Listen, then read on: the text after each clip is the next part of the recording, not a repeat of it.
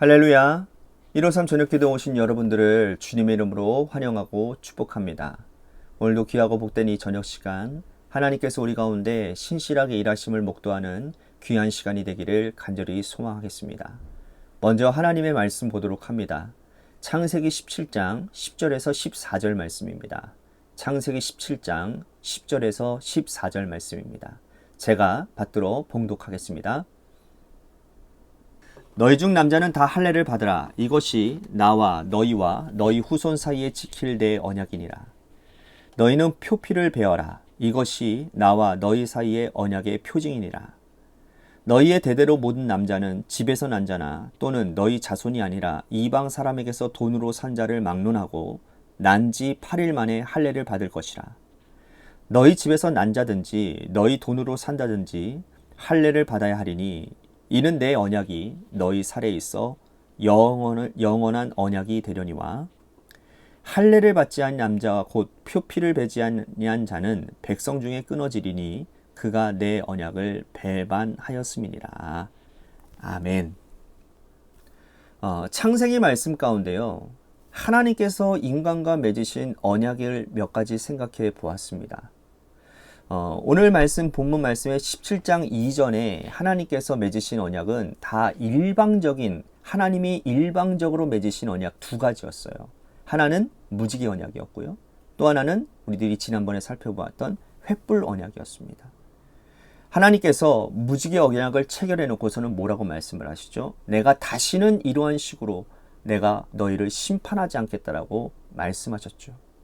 그리고 쪼개진 짐승 사이로 하나님이 지나가신 후에 내가 너에게 자녀를 주지 않고 약속을 어긴다면 내가 이 짐승들처럼 쪼개질 것이다 라고 말씀을 하셨단 말이에요.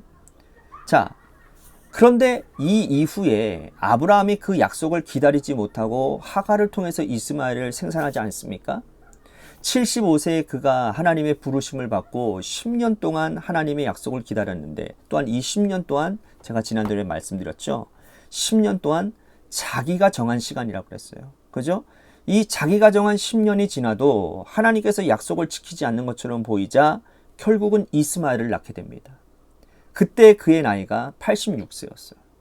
86세에 이스마엘을 낳고 여러분 무려 13년 동안 하나님 앞에 제대로 산 적이 없었습니다. 그도 그럴 것이 여지껏 없었던 자녀가 태어났으니 얼마나 좋겠습니까? 그 자녀와 함께 얼마나 행복한 삶을 살았겠어요. 그리고 13년 동안 이스마엘을 하나님은 그렇게 쳐다보시며 기뻐하는 이 아브라함을 그냥 바라보기만 하셨다라는 거예요. 그러면서 언제 아브라함이 다시 신앙이 회복되어질까? 언제 다시 하나님 앞에 이전처럼 완전하고 깨끗한 모습으로 돌아올까 기다리셨는데 13년이 지나도록 아브라함이 이전 모습처럼 보이지 않는 거예요. 그러니까 결국은 하나님이 찾아가십니다. 그 말씀이 1절 말씀이에요. 제가 1절을 읽어드리겠습니다. 아브라함이 99세 때에 여호와께서 아브라함에게 나타나서 그에게 이르시되 나는 전능한 하나님이라 너는 내 앞에서 행하여 완전하라. 86세에 이스마엘을 낳고 난 후에 99세가 될 때까지 13년간 성경은 아무것도 기록하지 않고 있습니다. 자, 13년 동안 그는 하나님과의 영적인 교제가 없이 하나님과 단절된 시간을 보냈다라는 거예요. 그렇게 단절된 시간들이 오히려 그의 일생일대에 가장 행복하고 가장 좋은 시간이었다라는 거예요. 참 아이러니하죠. 하나님과 단절된 시간이었는데 그 단절된 시간이 그의 일생일대에 가장 행복하고 가장 좋은 시간이었다라는 거예요. 그러니까 성경의 관점에서는요, 이 영적 교제 없이 그냥 끊어져 버린 시간들이 정말로 불행한 시간인데 우리 인간의 입장에서 볼 때 그 시간이 가장 행복하고 가장 좋은 시간일 때가 많다라는 거예요. 여러분, 우리는요, 성경에서 종종 기록할 것이 없는 시간들을 발견할 때가 있습니다.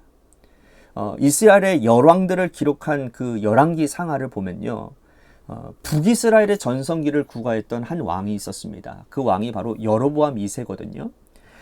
이 여로보암 2세는요, 북이스라엘 역사상 가장 영토를 많이 넓혔던 왕입니다. 그래서 북이스라엘 사람들에게는 이 여로보암 2세 때의 이 시기가 가장 북이스라엘의 최고의 번영기라고 생각했어요. 부흥기로 생각했어요. 그런데 성경은요, 이 여로보암 2세의 사적을요, 단 2줄로 요약하고 있는 것 아십니까? 왜 그렇습니까? 기록할 게 없다라는 거예요. 세상적으로는 기록할 것들이 많지만 하나님과의 관점 가운데서 하나님과의 영적인 교제, 하나님과 깊이 있는 만남, 하나님과의 절절한 사연, 이런 것들을 찾아볼래야 찾아볼 수가 없는 거예요. 찾을 거라고는 죄밖에 없는 겁니다. 여러분, 우리의 인생도 그렇잖아요. 참 괜찮다라고 생각되어지는 시간들이 있어요. 내 인생의 최고의 순간은 언제입니까? 그런데 과연 그 최고의 순간이 영적인 관점에 봤을 때는 최고의 순간입니까?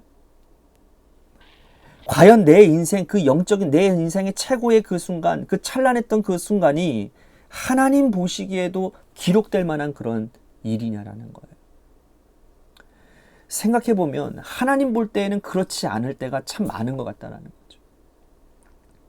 그런데 반대로요, 우리가 인생의 길을 걸어갈 때에 참 답답하고 힘겹고 어렵다고 생각되어지고 정말 어둠의 긴 터널을 지나가는 것 같아 보이는데, 정말 하나님과의 관계 가운데서 그때는 내가 정말 하나님께 부르짖고 하나님을 붙들고 하나님께 더욱더 성실하게 나아갔던 그런 것들, 어떻게 보면 하나님의 관계 가운데서는 더 기록할 일들이 많은, 하나님이 기억하실 만한 일들이 참 많은, 내 육적인 삶은 그렇지 않은데 하나님은 13년 동안 아무런 기록이 없었던 이 아브라함에게 이제 내가 너에게 언약을 요구한다라고 말씀을 하시는 거예요. 지금까지는 2번의 언약은 하나님께서 일방적으로 맺으신 언약인데, 이제는 너에게 언약을 요구한다고 하시면서 할례의 언약을 요구하고 계십니다.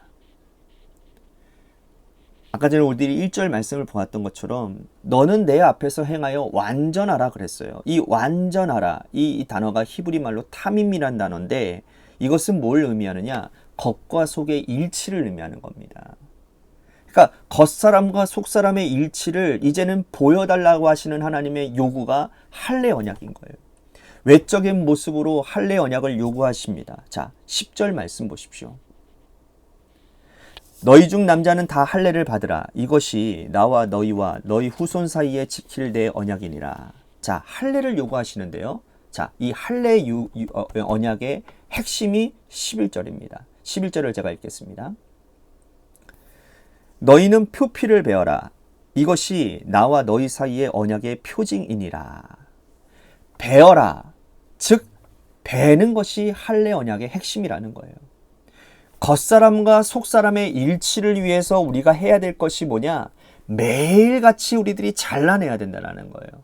매일같이 베어야 한다는 거예요. 그것을 하나님은 살에다가 새기기를 원하셨다라는 거예요. 네 살에다가 잘라내는 언약을 새겨라. 하루에도 너희들이 몇 번 볼일을 볼 때마다 나와 너와의 잘라냄의 언약을 보라라. 그러면서 너가 오늘 뭘 배워야 되는지, 뭘 잘라야 되는지를 살펴보아라. 네 겉사람과 속사람이 일치하기 위해서 너는 오늘 무엇을 잘라내야 될지를 결단하라 라고 하는 의미로 그 살에다가 표징을 새기는 거죠. 결단은 묶는 게 아니라 잘라내는 거예요. 죄의 삭은요, 묻히는 게 아니라, 그냥 모른 척 하는 게 아니라 잘라내는 게 결단인 겁니다. 하나님과의 관계를 가로막고 있는 그런 것들은 끊어내야 되는 거예요. 그것이 결단이고 그것이 탐임인 거예요. 할례 언약은 베는 겁니다. 그래서 하나님은 말로 하지 않고 네 살에다가 새기라고 말씀을 하는 거예요. 자, 13절 보십시오. 너희 집에서 난다든지 너희 돈으로 산다든지 할례를 받아야 하리니 이는 내 언약이 너희 살에 있어 영원한 언약이 되려니와. 언약을 살에 새기는 거예요.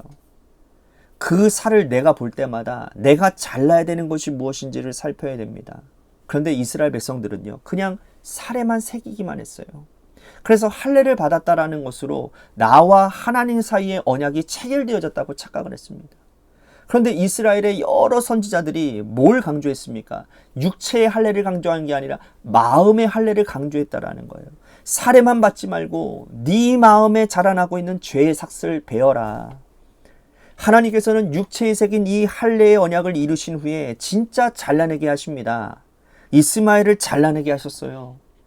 그 가정의 불화의 시작이었던 이스마엘을 잘라내셨습니다. 이스마엘을 끊어내게 하시는 거예요. 여러분, 이거는요, 내 살을 잘라내는 것보다 더 아픈 고통입니다. 여러분, 아브라함에게 있어서 하나님이 이렇게 잘라내라고 결단하실 때 얼마나 아브라함이 번뇌했는지 모릅니다. 하지만 잘라내야 되는 거예요. 잘라내야 하나님이 계획하신 계획들, 하나님의 선한 일들이 이어져 갈 수 있고 하나님의 백성으로서 온전해질 수 있기 때문이라는 겁니다. 오늘 하나님께서 여러분들에게 그 고통을 허락하실 것 같아요.